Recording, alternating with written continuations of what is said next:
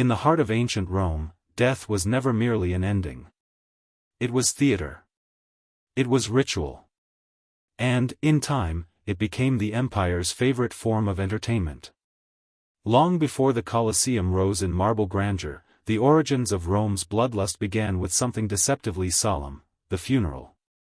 The Romans inherited a grim tradition from their Etruscan ancestors, who believed that the souls of the dead required human blood to find safe passage into the afterlife. To them, sacrifice was not cruelty but duty.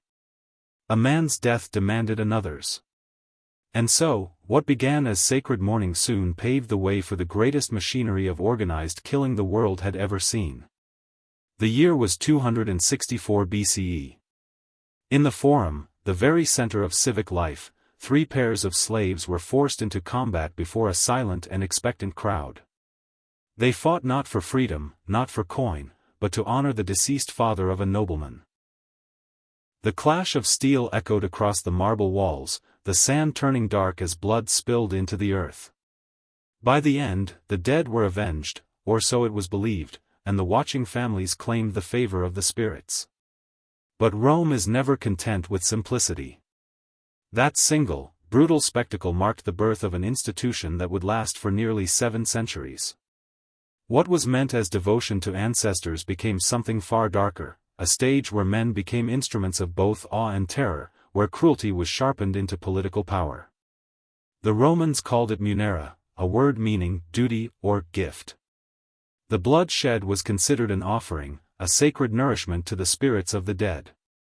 Yet with every drop spilled, another truth emerged, that the crowd was hungry too.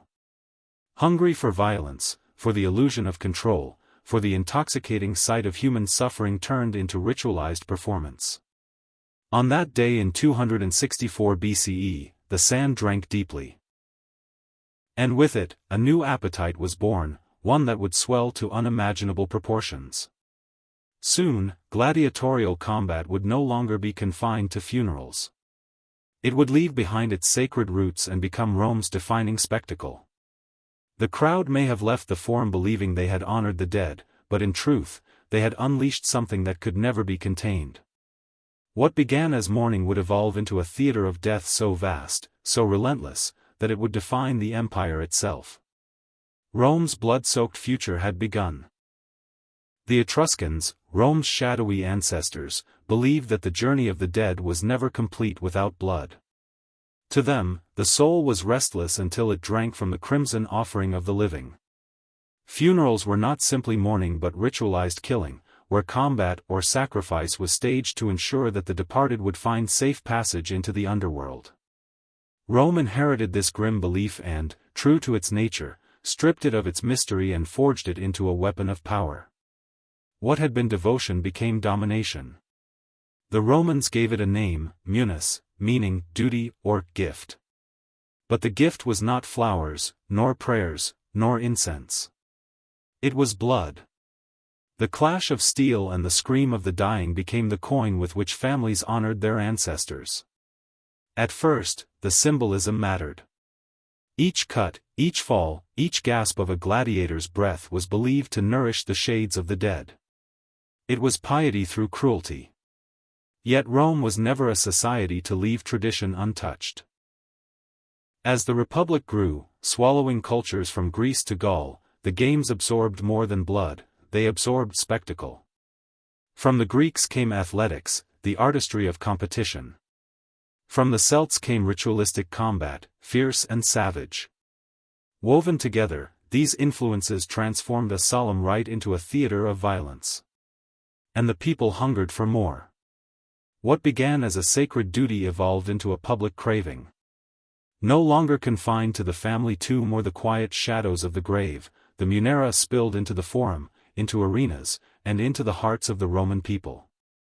Nobles discovered that by staging these contests, they could display their wealth, earn political favor, and command the loyalty of the masses. The blood of gladiators became a currency of ambition. Soon, the pious mask slipped away.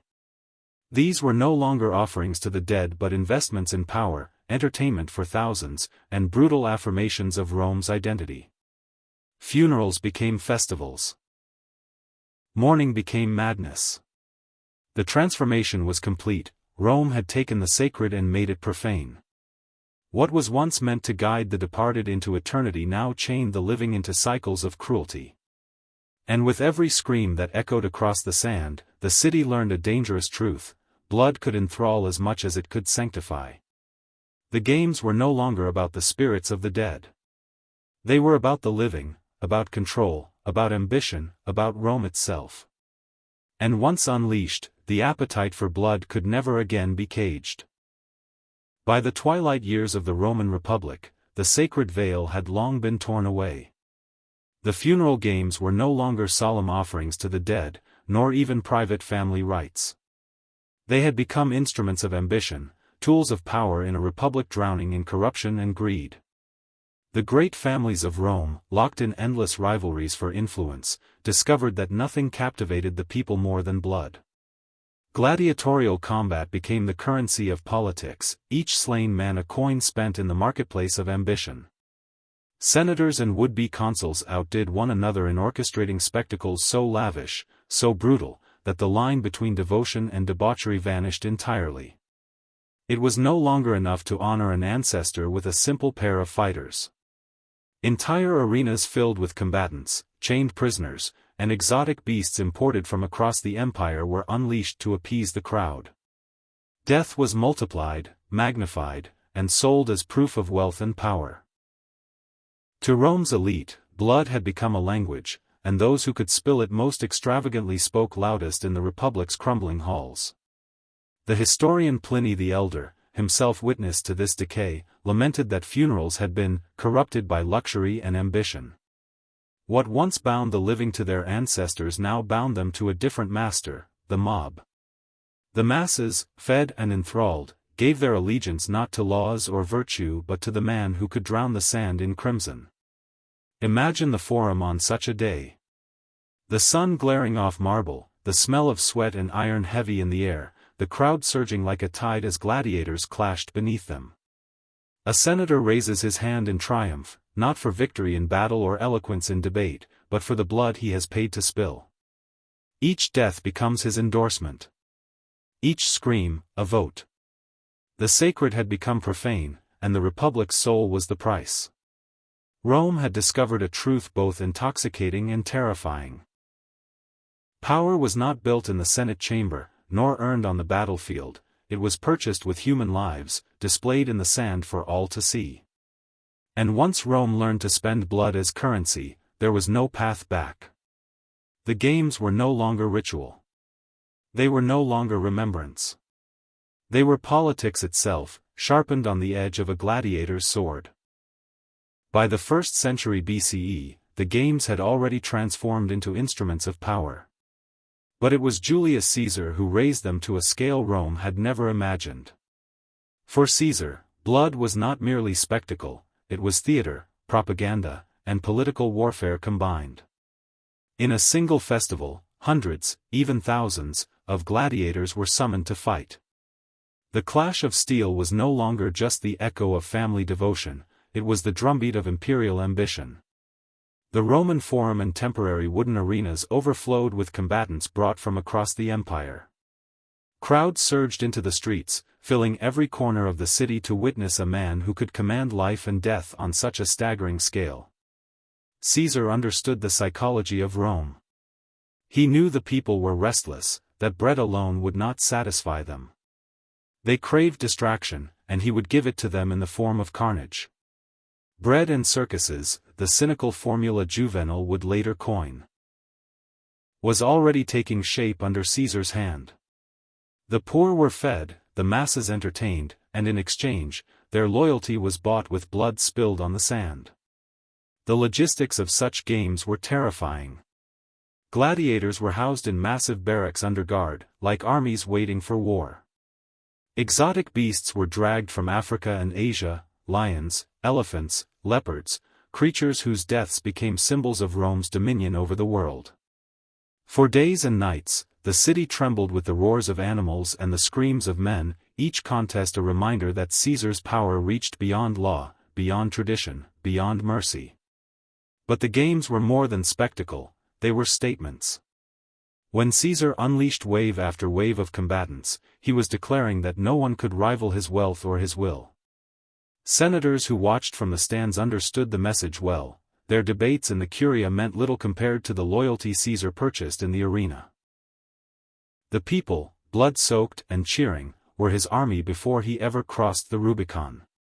Imagine the sight: torches blazing, the sand churned to mud with blood, Caesar himself seated in the place of honor, his hand lifting to command silence, then fury, then death. Each gladiator slain was a coin spent, each cheer a vote won. By the end, no one doubted who held Rome's future in his grasp. Julius Caesar had weaponized entertainment. The games were no longer diversions, they were instruments of conquest, his theater of absolute control. And Rome, drunk on blood, applauded its own submission. Under Augustus, the games ceased to be mere spectacles. They became ritual, woven into the very fabric of imperial power. The emperor himself sat in the front rows, so close to the sand that the blood of dying men might spatter at his feet. He did not watch as a citizen. He presided as a god. The myth of the emperor's thumb, raised or lowered to grant life or death, may be a later invention, but its essence tells a deeper truth. The emperor's presence alone determined fate. His glance could damn or spare. Before tens of thousands of citizens, Augustus embodied Rome itself, merciful when he chose, merciless when it pleased him. The games were not entertainment. They were sermons in power. Every contest reaffirmed the order of the empire. The emperor sat enthroned, the Senate arrayed beside him in uneasy silence, while beneath them gladiators hacked, bled, and died for the crowd's pleasure. In the arena, the hierarchy of Rome became visible, tangible, undeniable. Life itself bent to the emperor's will, and the people learned again and again that their survival depended on obedience.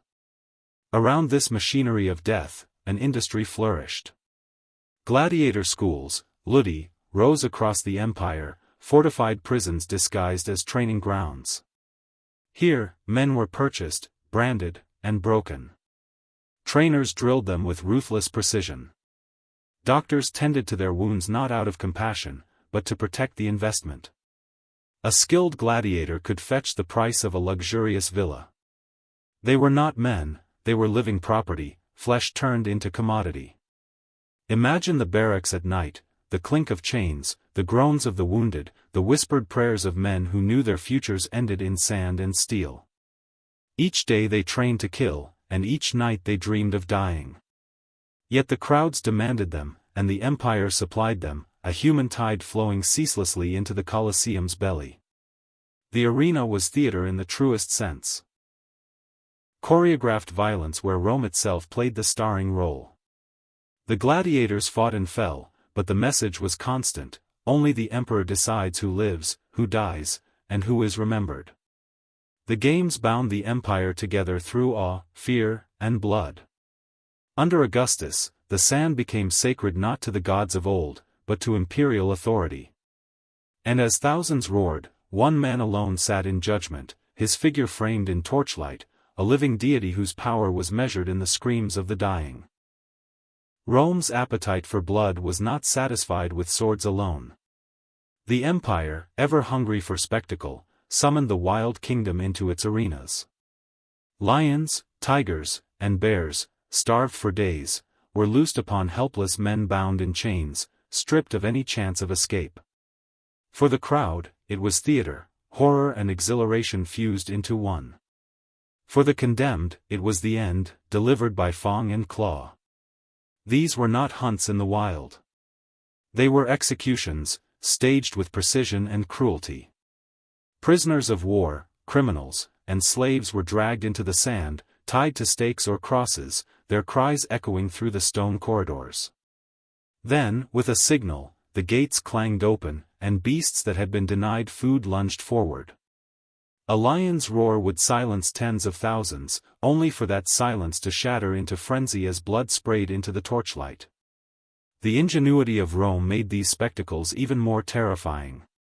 Beneath the arena floor lay a labyrinth, the hypogeum. A hidden world of cages, tunnels, and machinery. Wooden elevators creaked as teams of slaves hoisted animals upward, ready to burst into the light at a moment's command. Trapdoors were rigged to spring open, unleashing predators in sudden, orchestrated chaos. What looked like nature's fury was, in truth, Rome's engineering at work. The Colosseum was the masterpiece of this deadly theater. Its underground system allowed elephants to rise into view, leopards to sprint out from shadows, and bears to lunge forward as if conjured by the gods. Timing was everything. A condemned man might kneel in silence, believing himself momentarily spared, when suddenly the floor beneath him groaned and split open. From the depths, death would emerge. The people gasped, screamed, cheered. They had come to see men torn apart, and Rome did not disappoint. Children clutched their parents in fear, only to be urged to watch. Senators, draped in white, leaned forward with satisfaction, knowing the display was more than entertainment. It was a reminder of Rome's supremacy, its power to dominate not just nations, but nature itself. Imagine the scene: a trembling prisoner stares into the darkness, hearing the growl of a lion moments before it bursts from below. He strains against his bonds, but the sand offers no escape. The beast leaps, the crowd erupts, and another body is left broken in the dust. In these hunts, Rome revealed its genius for turning death into spectacle. Man and beast alike became actors in a nightmare play, staged not for the gods, but for the empire's insatiable hunger. Rome's genius for cruelty lay not merely in killing, but in transforming death into theater. To the empire, executions were not enough. They had to be staged, scripted, and performed before tens of thousands of eyes. In this grotesque pageantry, condemned prisoners were forced to play roles in myths and legends, reenactments where the ending was always real death. One man might be cast as Icarus, fitted with fragile wings of wax. He would be hoisted upward, suspended above the arena to mimic flight. Then, at the climactic moment, the wings would fail, and he would plummet to the sand. The crowd erupted in ecstasy, not at the triumph of myth, but at the body broken beneath them. Others were condemned to play Pasiphae, the queen cursed to mate with a bull. Women prisoners, secured inside wooden frames carved like cows, were exposed to enraged beasts driven into the arena. The screams of both terror and agony were drowned beneath the roar of the mob. In Rome's twisted theater, myth became nightmare, and the stage was littered with corpses. But the most horrifying of all were the tunica molesta, the burning tunics. Here, the condemned were stripped, bound, and dressed in rough cloth soaked with pitch, resin, and wax. At night, before a frenzied audience, they were set aflame. Living torches, screaming as their bodies burned, they illuminated the arena with their agony. To the people, they were not men or women anymore. They were lanterns, fuel for the empire's cruel imagination. The fire did more than light the games, it carried a message. These flames were Rome's warning to its enemies, its criminals, its rebels. Defy the empire, and you would not simply die. You would be destroyed publicly, spectacularly, consumed alive as an object lesson. The crowd roared in delight, while the condemned shrieked until their voices were swallowed by fire. Imagine the sight. Torches blazing, senators in their white robes sipping wine as human silhouettes writhe in flames below. The children of Rome learned their empire's lesson early: obedience meant life, defiance meant the pyre. In the fatal charades, Rome's cruelty reached its zenith. It was not content with blood alone. It demanded that death become art, that suffering become story, that horror become entertainment. Here, the myths of the past were corrupted into executions of the present, and every burning body was a testament to the empire's appetite for power. Rome's imagination for death knew no limits. It was not enough to see men fight on sand, not enough to watch beasts tear flesh. The empire demanded something greater, something grander: war itself, resurrected within the walls of an amphitheater. And so the naumachiae were born, naval battles staged not on seas, but inside the heart of Rome. Engineers flooded the arena, transforming stone and sand into a massive artificial lake. What had been a theater of execution became an ocean of slaughter. Hundreds of ships, painstakingly constructed to mimic the vessels of Rome's enemies, clashed beneath the eyes of tens of thousands. Thousands of men, condemned prisoners, slaves, and captives of war, were forced aboard, armed with real weapons, and hurled into combat they could not escape. The spectacle was chaos made deliberate. War drums thundered. Ramming ships splintered into each other. Men screamed as they were thrown into the dark waters, dragged under by heavy armor, their hands clawing desperately at the surface before sinking into silence. Spears rained across the decks, arrows pierced flesh, and entire crews were swallowed by the artificial sea. The air filled with the sound of breaking wood, roaring fire, and human agony. Yet survival was never the reward. Even when the victors triumphed, when the last enemy vessel was smashed to pieces, those still standing were often executed afterward. Rome demanded not stories of endurance, but of annihilation. None were permitted to leave the arena alive. The sea within the Colosseum was a tomb, and Rome made sure it was sealed. These battles were not random. They reenacted Rome's great conquests, the Battle of Salamis, the war with Carthage, the victories over Syracuse. In doing so, the empire rewrote history in blood, forcing the present to echo the past. Every naval triumph became a massacre. Every act of remembrance became a ritual of death. Imagine the sight, an arena flooded under torchlight, the emperor seated in majesty above, watching as men drown, burn, or are impaled beneath the cheers of tens of thousands. The waves, once clear, churn crimson with blood and oil. The bodies of the condemned float lifeless as the crowd rises in thunderous applause. In the naumachiae, Rome revealed its true genius for cruelty, not only to kill, but to resurrect war itself within a prison of stone. Here, the empire proved that even the sea could be bent to its will, and that the cost of Rome's glory was measured in oceans of human blood. Beneath the spectacle, beneath the roaring crowds and the grandeur of Rome's arenas, lay the broken lives of flesh-and-blood human beings. Every gladiator was a story written in scars. Their bodies were maps of survival, slashes across the chest, gouges on the arms, bones that had healed crooked under the whip of constant violence. Each mark was both proof of endurance and a prophecy of doom. Among them stood the women, female gladiators, the gladiatrices. They were rarer, but no less exploited. Forced into the sand to titillate the crowds, their suffering doubled, mocked for their gender, despised as playthings, yet expected to fight and die with the same brutal ferocity as men. Their presence blurred the line between warrior and spectacle, their blood feeding an audience that craved novelty as much as cruelty. The destruction reached beyond the arena walls. Families were shattered when fathers, brothers, or sons were seized and condemned. Wives were left in poverty, children orphaned, entire lineages extinguished by Rome's machine of death. The empire had no need to spare them. Their pain was collateral, their tears unnoticed beneath the roar of the crowd.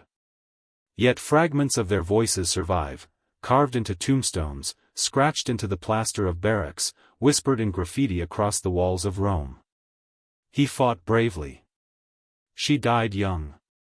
We remember. These were not grand histories written by senators or emperors, but desperate cries from the forgotten, a fragile defiance against an empire that devoured them whole. Even the philosophers could not escape the shadow of the arena. Seneca, the Stoic, wrote of leaving the games only to feel poisoned by them. I came home more greedy, more cruel, more inhuman, he confessed, his words damning both himself and the empire. For if even the wise could be corrupted by blood, what hope was left for the masses? The true horror was not only in the deaths of gladiators, but in the transformation of the living. Rome had succeeded in enslaving not just the fighters, not just the condemned, but the audience itself. Men, women, and children became addicted to the sight of slaughter. Their cheers fueled the system. Their silence condoned it. Behind every cheer was a broken family. Behind every roar was a silenced name. Rome's greatest spectacle was not simply the killing of men and women in the sand. It was the slow, merciless killing of compassion itself. The roar of the Colosseum did not fall silent in an instant.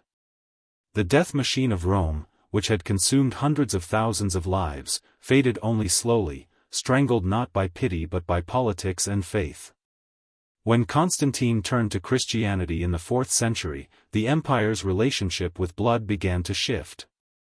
The new religion, with its calls for mercy and redemption, clashed with the cruelty that had once defined Rome's greatness. The games did not vanish overnight. Gladiators still fought, prisoners still died, and beasts still prowled the sand. But the fire that had fueled centuries of slaughter flickered. The emperors no longer presided with the same divine authority. The people no longer demanded carnage with the same hunger. Gradually, the spectacles of death gave way to different entertainments, less costly, less damning. In Constantinople, the hippodrome rose to dominance. There, the thunder of chariot wheels replaced the clash of swords. Horse racing, though no less dangerous, carried a different symbolism. It was speed, not slaughter, rivalry, not ritualized execution. The arena of death was reborn as a racetrack, reshaped to fit a new age. But the memory of what had come before remained, a ghost etched into every cheer, every roar of the crowd. Yet Rome's greatest legacy was not marble or law, but the template it carved into human culture, the fascination with organized violence as spectacle. Medieval knights would carry it forward, staging tournaments where armored men battled before enthralled audiences. Though clothed in chivalry, these contests were echoes of the Colosseum, heirs to its choreography of violence. Even in modern times, the shadow lingers. Our stadiums are built like amphitheaters, vast bowls designed to capture the roar of the crowd. Athletes, though no longer slaves, are still paraded as icons of endurance and strength. And while their contests may not end in death, the architecture and psychology remain the same. Humanity still gathers to watch bodies collide, to see triumph and defeat displayed upon a stage. Rome sowed a seed that the centuries have never uprooted. The Colosseum may stand today as a ruin, its stones worn and silent, but the spirit of the arena lives on, in tournaments, in executions, in sports, in the very structure of entertainment itself. The empire that once ruled the world taught mankind a terrible lesson, that violence, when ritualized and displayed, could enthrall entire civilizations. And though Rome has long since fallen, its blood-soaked theater remains with us, echoing through time, a chilling reminder that our appetite for spectacle was born in the shadow of the arena, and has never truly died.